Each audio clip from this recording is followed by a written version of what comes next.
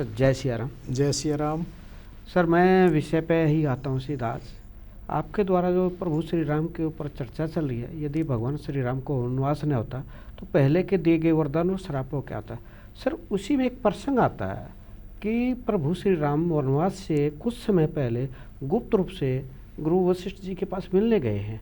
उसका क्या कारण था कि वनवास नहीं जाना चाहते थे या उसके पीछे और कोई रणनीति थी?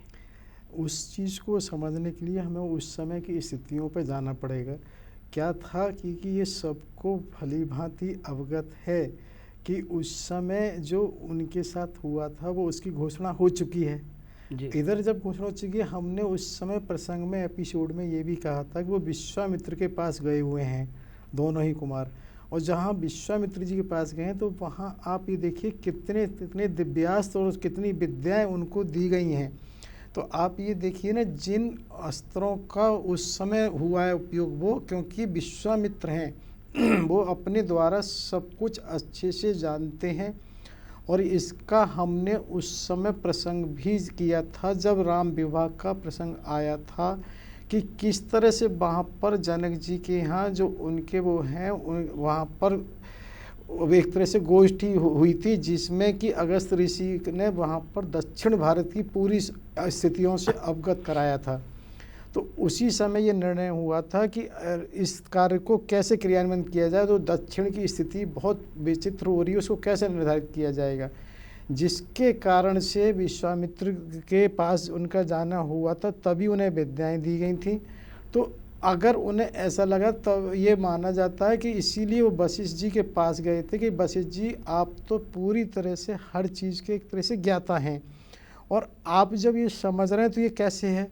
और इसी प्रसंग में एक चीज़ और मुझे दशरथ जी से जुड़ी हुई आती है कि दशरथ जी ने भी जब वहाँ पर, क्योंकि अपशकुन लगातार इस तरह के हो रहे हैं, क्योंकि दशरथ जी एक बहुत योग्य राजा हैं, और ये राजा के साथ पहले भी बताया कि राज प्लस हर राजा के पास कहीं ना कहीं कुछ न कुछ कॉन्फिडेंशियल बहुत कुछ होता है और होगा। तो वो उस स्थिति को ऐसा महसूस कर रहे हैं कि कहीं कुछ हो सकता है, लेकिन क्या हो सकता है ये तो प्रभु ही सिर्फ जानते हैं, जिसकी वजह से वो वहाँ मिलने गए होते हैं वशिष्ठ जी से। तो वशिष्ठ जी भी इस बात को कहते हैं कि आप प्रयास करके देख लो, जितना शीघ्र ऐसा हो जाए, ऐसा होने का तो संभावना है नहीं। तो होता क्या है कि जो वशिष्ठ जी हैं वो उनके गुरु हैं। जब गुरु हैं तो गुरु को भी एक राजा की मर्यादा के हिसाब से ही उस बात को रखते हैं कि प्रयास करके देख लो, जितना शीघ्र शीघ्र हो जाए। लग उनको भी रहा है कि नहीं होगा, राज तिलक नहीं होगा, लेकिन राजा हैं तो राजा को प्रयास करना चाहिए। मतलब राजा दशरथ को राय दी है गुरु वशिष्ठ। उनको राजा दशरथ उनसे मिलने गए थे, इस तरह से अपशकुन हो रहे हैं, कल को मेरे साथ कोई अनहोनी हो जाए, कुछ भी हो जाए, मैं चाह रहा हूँ कम से कम राज तिलक उसका राम का कर दें, वो शिव के हैं उनका कर दें। तो जब ऐसा होता है तो उसी के बाद जब वशिष्ठ जी से मिलने वो अलग से जाते हैं, क्योंकि उन्हें लगता है कि गुरु की बात से ऊपर किसी की बात नहीं है। तो उन गुरु की बात को समझने के कारण ही राम जी उनसे मिलते हैं, और वो सारी भविष्य की होने वाली घटनाओं की, क्योंकि महर्षि वशिष्ठ ध्यान लगा के, जैसा कि हमने एक बार हल्का सा जिक्र राम जी के पिता जो दशरथ विवाह के समय भी किया था कि उन्होंने ध्यान लगा के सब कुछ देख लिया था। दो चिंतन थे, एक प्रभु श्री राम का और एक राजा दशरथ का। राजा दशरथ को ये था कि किसी तरह राम जी का राज तिलक हो जाए जी, और राम जी मतलब ये चाह रहे थे कि राज तिलक ना हो नहीं, क्योंकि राज तिलक होने के बाद वो नहीं हो सकता था जो राम वन गमन के समय हो सकता था। अच्छा। क्योंकि बात राम वन गमन जाने से कितने कितने आप संतों से, ऋषि मुनियों से मिले, जिन्होंने कितने कितने लंबे समय से तपस्याएं की हुई थी। चलो आप राजा के रूप में एक मिनट ये मान भी लें कि आप किसी तरह से राक्षसों का तो वध कर देते या करा देते, कुछ भी कर सकते थे, लेकिन उनका क्या करोगे आप? जो ऋषि मुनि कब से अपनी उनकी प्रतीक्षा कर रहे हैं, उनका कैसे होगा? अयोध्या नहीं सकते, अयोध्या नहीं, उनका तो ये होता है उन्हें राजा से थोड़ी मिलना है, उन्हें प्रभु से मिलना है। और प्रभु से मिलना है तो और कोई विकल्प है ही नहीं, क्योंकि वहाँ पर ऐसा नहीं है, वहाँ वो राजा के रूप में तो गए ही नहीं है, भाई कितने सारे ऋषि मुनियों से मिले हैं। और आप देखिए जो 14 वर्ष का वनवास हुआ उसमें 10 वर्ष से अधिक तो जब वो उनके ऋषि के आश्रम पर रहते हैं और वहीं से सब ऋषि मुनियों से मिलने जाते हैं। तो मुख्य काम तो उन ऋषि मुनियों को दर्शन देना, उनसे वो करना है। क्योंकि हम साधारण जन तो यही जानते हैं कि कई माने बस वरदान मांगे राम जी को हो गया वनवास, लेकिन इसके पीछे आपने जो रहस्य उजागर की ये हमें एक नई मतलब चेतना जगा रहे हैं हमारे ऐसा मानिए बटन दबाने के लिए कोई चाहिए। हाँ। जैसे लाउड स्पीकर बहुत दूर दूर तक आवाज़ देता है लेकिन बोलने वाला कोई तो हो, उसी तरह से केकई माता एक माध्यम है। ये इतने हमने जब श्रृंखलाओं में बात की है कि कितनी सारी श्राप और वरदान जो कि ऐसा नहीं है सब जगह मानस में है कि ये हो सकता है किसी वजह से लीला अलग तरह से हो, लेकिन ये सबने माना कि इतने सारे श्राप वरदान हैं। और साथ ही साथ बहुत सारे वरदान श्राप जो द्वापर में जाके भगवान कृष्ण जी के द्वारा पूरे हुए हैं। यदि राम वन गमन नहीं होता तो ये कैसे हो पाता।